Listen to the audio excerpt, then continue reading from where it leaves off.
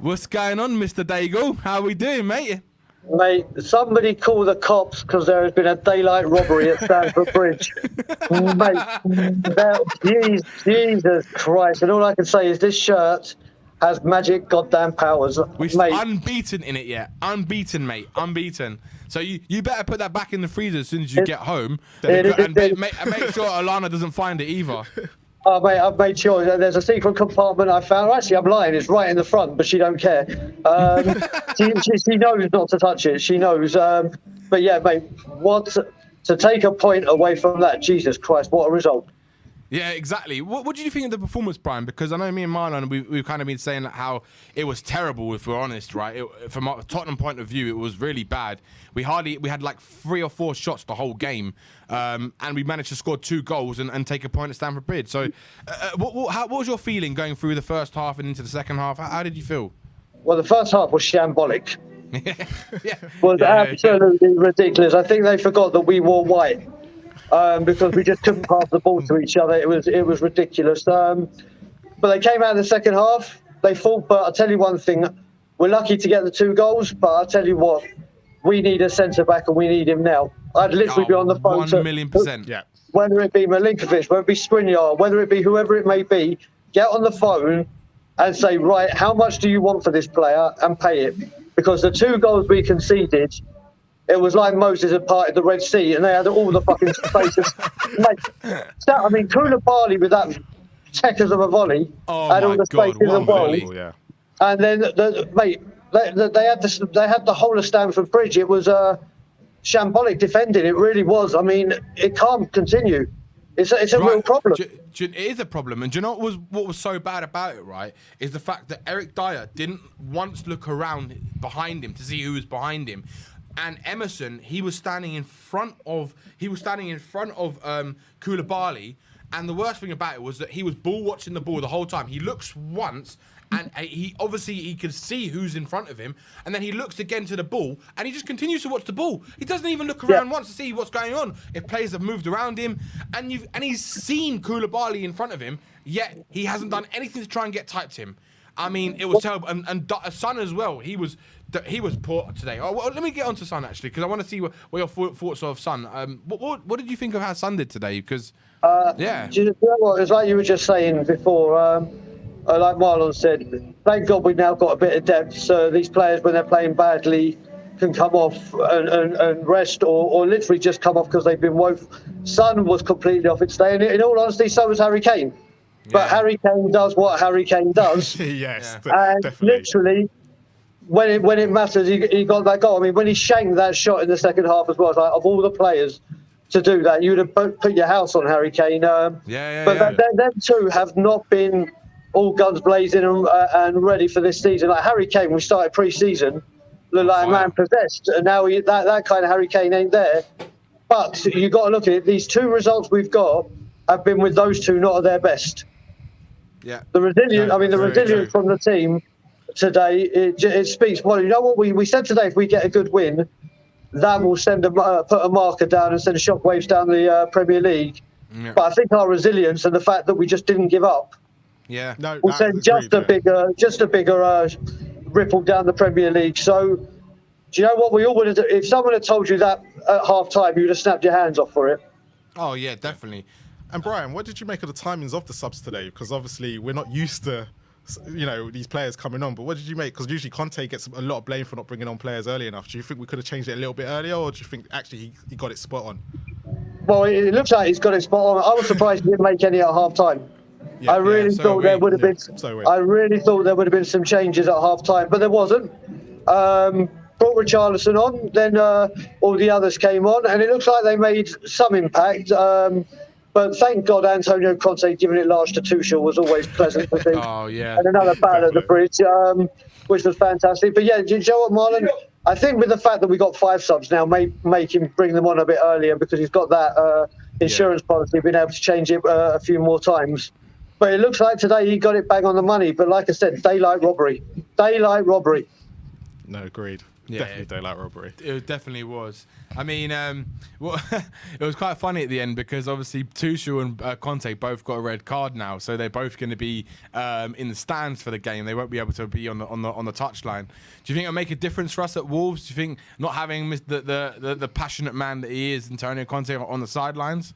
The way Antonio Conte screams, they're probably hearing from the stand he's in anyway, so there's not really an issue with that. But I'll tell you what, we missed that whole ruck because literally, I don't know why, this new thing that's taken over to Zone Fubo, we're just watching it and then 30 seconds before the final whistle, it just started showing us highlights of Arsenal Crystal Palace. And we're like, what the what? So everyone's grabbing their phones out, and then when we came back, we saw the ruck on the pit, but we caught the tail end of it. But do you know what? That's Conte's passion, and that's what Conte does. He'll still run the show from the sideline. If not, Paratici will be down there doing just as big. Yeah, he probably will be. I mean, would you say you're happy about the point today? And like, in terms of, we've got a couple of weeks left in the window. I know you said a centre back. Do you think there's anything else we need going into this season? Depending on what you feel where you want Tottenham to be this season, because obviously we're not. My opinion, I don't think we're going to challenge this season. That's not what they want to do, from what I know.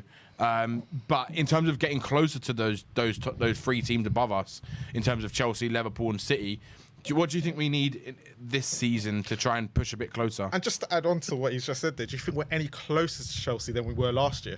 But after today's game? We're definitely closer to Chelsea than we were last year, Marlon. But look, if we just sign one right back, but when I say a right back, it has to be like a Skriniar, a Bastoni, and like a ready. Not we wanted those. Let's go get a Joe Rodon. It needs to be an elite player.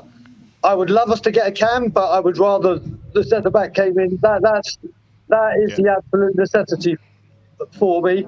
It has to be done. Has to be done.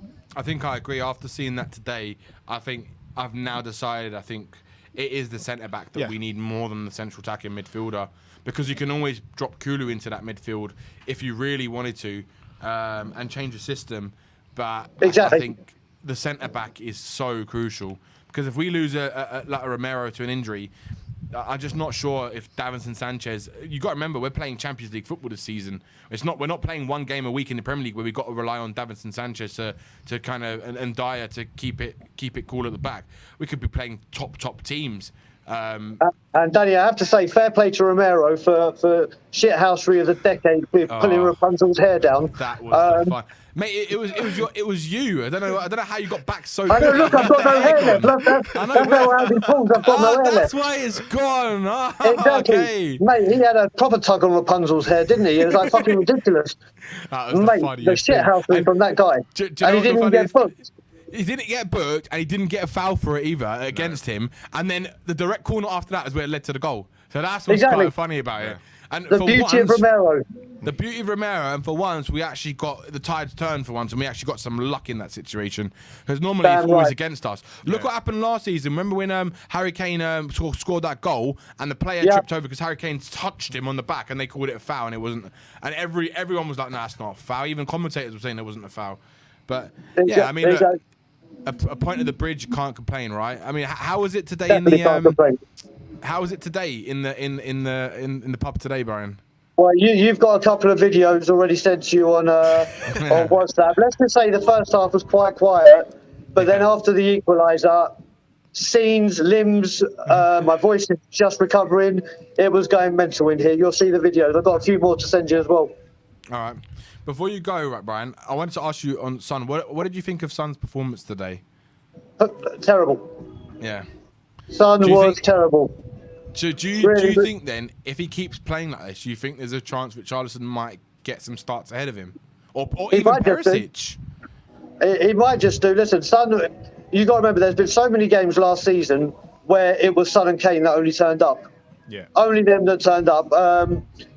It's been 2 games where they haven't been at their best, but I don't think you can drop them just yet. But they know that if you do carry on this, we will quickly change this and Richarlison will come in.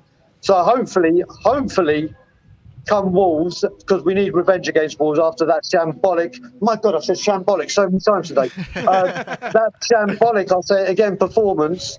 We need revenge against Wolves, and hopefully we will. Yeah, I hope so too. Agreed. I think it's going to be a big game, that game. And it'll be. I would like to see a few different faces on that pitch for the Wolves game. Do you know? I think Emerson didn't have the greatest game, and I'm not saying to give him a start now, but I do want to start seeing Spence come on. Yeah. Because I think the more I see him, the more I think he can offer us something completely different that we don't have this season. In terms of that direct threat from a right wing back, and today it was lacking someone who could just go at those players. I think Kulu has marked out the game quite a bit today, so it's unfortunate for him. But obviously, he can't play like a world superstar every single game. But it was just lacking one or two players who could really run at the Chelsea defence. I think if we had that, it might have been different, and we could have maybe opened the game up even more. Brian, Or what he changes could would have you... gone, he could have gone the other way with Spence, and he could have had a nightmare at the bridge, and that could have damaged him. Yeah. So True. I wouldn't have started him, no way. But What changes Wolves would you make for Wolves if you would go with the same starting 11, or would you make one or two? Who would you bring in? Do you know what? I don't even. It's a tough. I mean, if Perisic is fit, we got to start looking at Perisic. Yeah, Even I if he agree. can't. Do you know what? Even if you play him on the right,